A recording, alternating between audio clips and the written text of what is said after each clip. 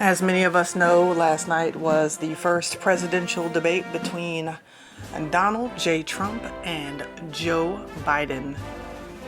And family, I'm sorry, I'm trying to be serious, but this... Wow. America, these before you. These geezers, I'm sorry, these guys, men before you, this is your choice. This is what has been put before you to choose which one of these men will be the leader of the quote unquote free world. You know, it's really, really appalling to me because America has fallen so very far, has fallen so very low that these are the choices that they're giving you out of all the people in America. I mean, think about it, there's a lot of people in America, a lot of intellectual people, a lot of smart minds, inventors, astute people, politically, financially.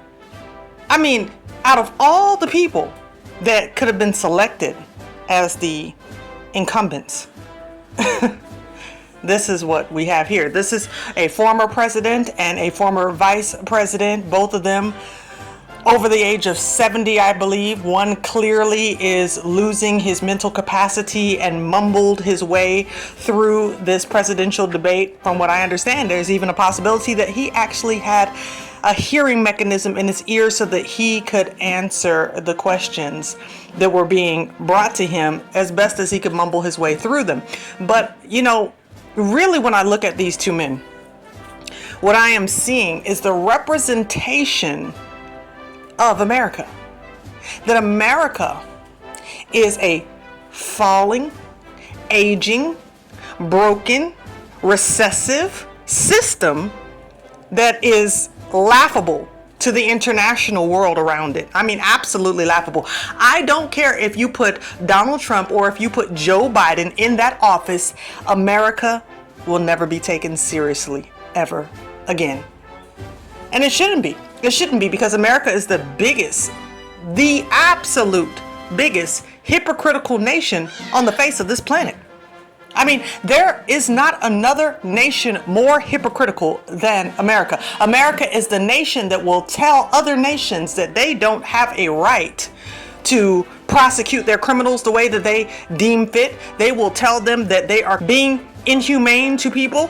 And yet this is the country that as of yet still has not paid their debt back to their Israelite society. They have not paid their debt back to their Hebrew society that they have stolen from the borders of West Africa and paid them the debt that they owe in the form of reparations. This is the same nation that continues to keep Yah's people bound. This is the same nation that brings in immigrants from all other nations, not so that they may be free, but so that they can replace the true Israelites. This is that nation. Oh yeah, this is a nation that does not even recognize the true Israelites because they put and prop up themselves in European garb and say that, oh yeah, we are Yah's people.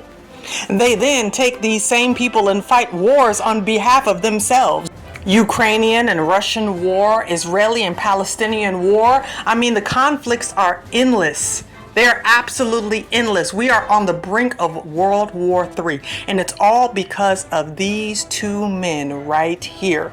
Oh, don't make any mistake about it. Donald Trump and Joe Biden are equally sharing in the causation of why it is that America is falling. Absolutely. Don't be deceived and tell yourself that Donald Trump had nothing to do with this. This was all Joe Biden. In the same way that you deceive yourself into believing that it was just Joe Biden that was pushing the lollipop, the quote unquote vax.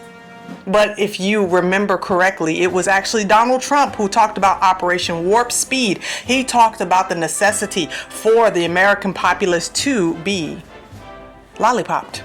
Why? Why? Because they are both literally the same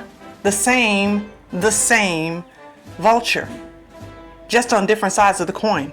But you continue. You go on ahead and keep propping up your skeletons like Weekend at Bernie's and expect the rest of us who have sanity to believe that you're saying when you tell us to go out there and vote for these two. One or the other. Which one? Which one will rule over us in the land of the free and the home of the brave? Or is it the land of the deceived and the home of the slave. I don't know, when I look at the two of them, I can see a clear indication that you have one convict who's running for president and one mentally unstable convict who has not yet been to court for all of his crimes and the crimes of his son. And matter of fact, the crimes of his entire political administration. Both of them are criminals. But yet, which one will you choose, America? I mean, quite frankly, you're going exactly back to your roots, because if I remember history correctly, it tells me that the first people that were brought to the shores of America by the UK were actually the criminals. The ones that the UK wanted to get rid of, they took them over to America.